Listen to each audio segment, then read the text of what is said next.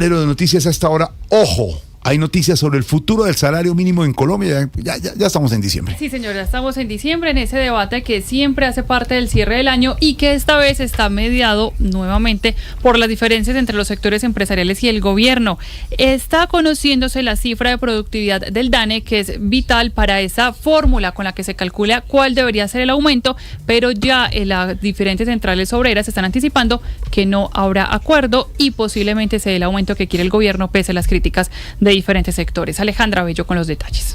A 3 días de instalarse la mesa de concertación para definir el aumento del salario mínimo para 2026, el presidente de la CUT, Fabio Arias, aseguró que no ve posible ninguna concertación debido a la postura de los gremios empresariales. Dijo que organizaciones como FENALCO y la ANDI rechazan cualquier incremento de 2 dígitos. Ellos no van a estar de acuerdo con un incremento en ninguna oportunidad de 2 dígitos. Y lo más determinante para que no vaya a haber acuerdo es que ellos están en una oposición radical e irracional al gobierno. Arias insistió en que la CUT propondrá un aumento superior al 11%, aunque la cifra exacta será presentada el 9 de diciembre como está previsto en el cronograma oficial. Sus declaraciones se dan en medio del impacto que generó el estudio de la OIT socializado por el ministro de Trabajo, Antonio Sanguino, según el cual el salario mínimo podría acercarse a los 3 millones de pesos si se calculara bajo criterios de ingreso vital. En este contexto también pesan las cifras del DANE, claves para fijar el piso técnico del aumento. La entidad reveló que la productividad total de los factores aumentó 0.91% en el tercer trimestre de 2025 y que la productividad laboral de los trabajadores superó el 1.23%. Con estos datos, analistas estiman que solo por inflación y productividad, el salario mínimo debería subir en al menos 5.4%, pero el gobierno y sindicatos insisten en un incremento de 2 dígitos. La mesa se instalará este lunes y si no hay acuerdo antes del 30 de diciembre, el presidente Gustavo Petro deberá fijar el aumento del salario por decreto.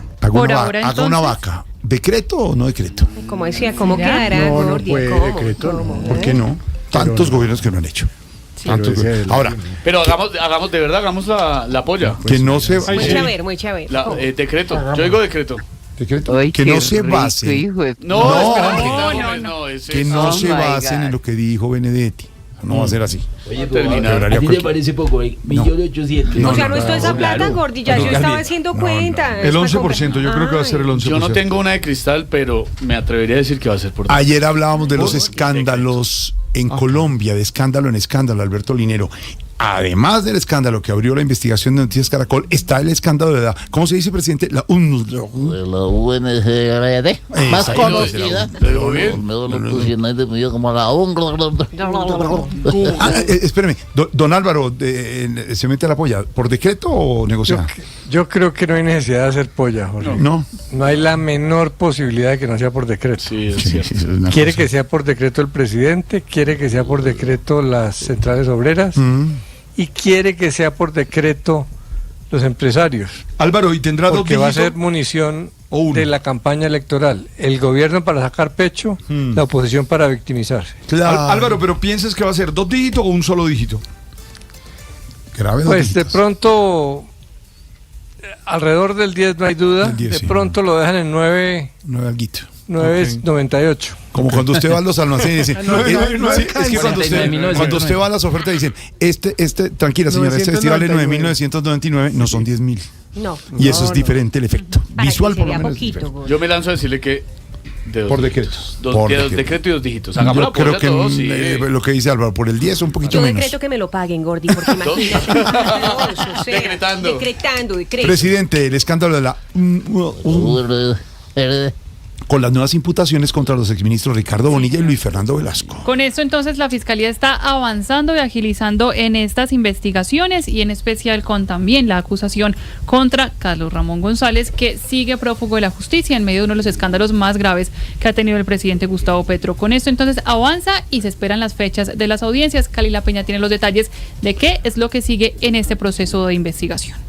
El escándalo de corrupción más relevante del gobierno del presidente Gustavo Petro tuvo un nuevo avance judicial, esta vez vinculado después de más de un año a quienes fueron altos funcionarios de la administración y cercanos a la presidencia involucrados en el caso. Con la radicación de audiencia de imputación y medida de aseguramiento en centro carcelario contra los exministros Ricardo Bonilla y Luis Fernando Velasco por su presunta participación en el escándalo de corrupción de la Unidad para la Gestión del Riesgo, la magistrada ponente Aura Alexandra Rosero deberá avalar la legalidad de la imputación de los delitos de concierto para delinquir agravado, interés indebido en la celebración de contratos y cohecho por dar u ofrecer, y decidirá sobre la medida privativa de la libertad en centro carcelario. Por otro lado, con la erradicación de acusación contra Carlos Ramón González por los delitos de cohecho por dar u ofrecer, peculado por apropiación en favor de terceros y lavado de activos, aunque el exdirector del DAPRE siga prófugo, su llamado a juicio continuará.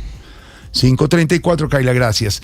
El Ministerio de Defensa sancionó a la empresa Berthold Systems por incumplir el contrato de mantenimiento de los helicópteros de los que hablaba ayer Santiago, los Mi-17. Sí, están todos en tierra. Parados, sí. Están parados ahí. Están en tierra. ¿Cómo? Menos el mío sí no está en tierra. El mío sigue volando, sobrevolando. Usted tiene que ir en helicóptero. Tengo que ir a comprar 1000 de pan, entonces no se puede poner en tierra. Va por 1000 de pan en el helicóptero. Bueno, casi nada. Ay, vicepresidente.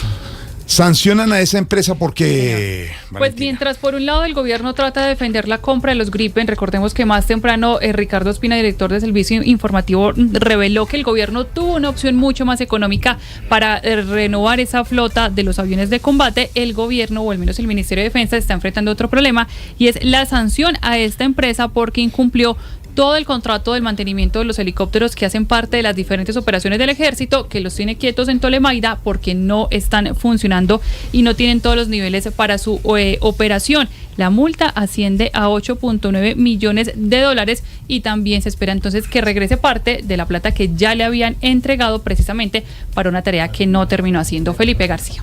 Hola, pues el Ministerio de Defensa confirmó la imposición de una sanción económica, una multa a la empresa extranjera Berthold Systems, luego de un proceso administrativo que determinó un incumplimiento parcial en las obligaciones del contrato destinado a la adquisición de bienes para el mantenimiento y sostenimiento de la flota de helicópteros Mi-17 del Ejército Nacional. Dicho contrato, hay que decir, culminó su ejecución el pasado 15 de noviembre de este año. La actuación administrativa tuvo origen en el informe de supervisión entregado el pasado 28 de agosto y según esa evaluación se detectaron múltiples incumplimientos contractuales, entre ellos la no entrega de la documentación requerida y la omisión en la ejecución de obligaciones técnicas establecidas en los anexos del contrato. Estas evidencias, según un comunicado, llevaron a que la Secretaría General del Ministerio abriera el proceso sancionatorio. La medida contempla una multa por poco más de $8.9 millones y la obligación a la compañía de devolver el pago anticipado por $13.5 millones.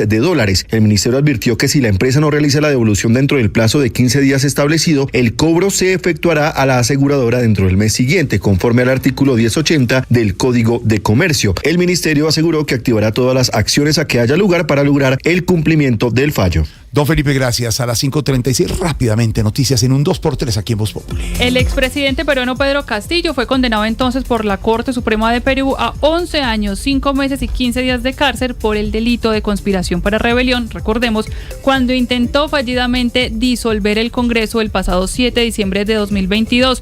También la sentencia incluye que no puede ocupar cargos públicos durante los próximos 2 años y obliga a que pague una multa al Estado. La misma sanción va para la exministra Betsy Chávez, que incluso hace parte de una pelea entre México y Perú, a la que también se ha querido meter el presidente Gustavo Petro. Y la otra noticia tiene que ver con el incendio muy grave en este conjunto residencial en Hong Kong. 83 muertos, 76 heridos y 279 desaparecidos. Discúlpeme, es la cifra que se mantiene. De nuevo las cifras. 83 muertos, sí. 76 heridos y más de 270 desaparecidos. Yo no me explico cómo no hubo más muertos, digamos, eso es un complejo de edificios gigantesco. Y lo que pasa es que, claro, y lo que pasa es que allá usan el bambú para hacer los andamios, no usan el hierro como nosotros, sino el bambú, que es muy flexible y todo. Entonces imagínate todo eso recubierto ¿Cómo con se bambú. prendió eso? No, eso se prendió. Y a partir de eso, ya la prohibición oficialmente no se puede volver a utilizar bambú, se tiene que reemplazar por el acero, por el metal, otros elementos que no sean, digamos, tan vulnerables a un incendio como ocurrió. Pero con en las este imágenes uno dice, ¿cómo no hubo más muertos? Pero es que yo era digo, 200 y impresionante. pucho desaparecidos. Sí. Sí, o sea, claro, ¿cómo se...? claro. Todavía- Si uno se quema ahí Pero adentro. ese edificio tenía que tener miles de personas allá adentro, es que eran muchos Exactamente. Esa es la apartamentos. tarea que hará No te comienza extrañe que esa por el cifra registro siga de personas, creciendo. de visitantes y de residentes en ese conjunto que se tenían. A propósito, 2 personas detenidas, los que estaban encargados de las obras de reparación por negligencia en este tipo de remodelación, precisamente que ya está terminando en esta tragedia. Y la tercera, digamos, de esta noticia, Estados Unidos está incluyendo a los cubanos y a los venezolanos en la lista de las 19 nacionalidades catalogadas como países de preocupación. ¿Esto qué implica? Que va a haber una revisión mucho más fuerte a las tarjetas de residencia, a las green card. De acuerdo con la información, se complican entonces las medidas otra vez, incluso para quienes ya tienen los papeles en regla en Estados E Unidos. incluso para las personas que tienen Gracias. papel en Que regla. ya tiene los papeles en regla. Qué buena información. Ahí teníamos las 3 de Manjarres con doña Valentina. ¿Tres de Manjarres? Sí, ¿Las buena tres qué? información acá en el Yucatán. ¿Cuál tres de Manjarres de qué? Bueno, gracias, Ah, usted se está metiendo abruptamente. Se metió la Espéreme un frecuencia. segundo, que me meto abruptamente Ay, ¿pero con qué? este corte. Ya ¿Qué regreso fue? con usted.